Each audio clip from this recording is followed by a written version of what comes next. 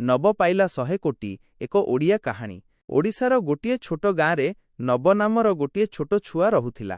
ସେ ବହୁତ ଗରିବ ପରିବାରରୁ ଥିଲା, କିନ୍ତୁ ସେ ବହୁତ ସତ୍ୟବାନ ଓ ପରିଶ୍ରମୀ ଥିଲା। ତାଙ୍କର ବାପା ଜଣେ ଚାଷୀ ଓ ମା ଘରକାମ କରୁଥିଲେ। ନବ ସବୁବେଳେ ଭାବୁଥିଲା, ଦିନେ ମୁଁ ଏମିତି କିଛି କରିବି ଯାହାରେ ଆମ ଘରର ଅବସ୍ଥା ବଦଳିଯିବ। ଏକ ଦିନ ନବ ସହରକୁ ଗଲା କାମ ଖୋଜିବାକୁ। ସେଠାରେ ସେ ଗୋଟିଏ ଲଟେରୀ ଟିକେଟ୍ କିଣିଲା।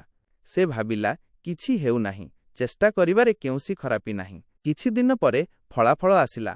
ନବ ଜିତିଗଲା 100 କୋଟି ଟଙ୍କା। ସମସ୍ତ ଗାଁ ଆଶ୍ଚର୍ଯ୍ୟ ହୋଇଗଲା। ନବଙ୍କ ଜୀବନ ଏକଦମେ ବଦଳିଗଲା। ବଡ଼ ଘର, ଗାଡ଼ି ସବୁକିଛି ମିଳିଗଲା। କିନ୍ତୁ ନବ ବଦଳିଲା ନାହିଁ। ସେ ପ୍ରଥମେ ତାଙ୍କ ଗାଁରେ ଗୋଟିଏ ସ୍କୁଲ ଓ ହସ୍ପିଟାଲ ବନାଇଲା। ଗରିବ ଲୋକମାନଙ୍କୁ ସାହାଯ୍ୟ କରିଲା।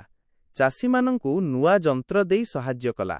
ଗାଁର ଲୋକମାନେ କହିଲେ, ନବ କେବଳ ଧନୀ ନୁହେଁ, ସେ ମନରେ ମଧ୍ୟ ବଡ଼।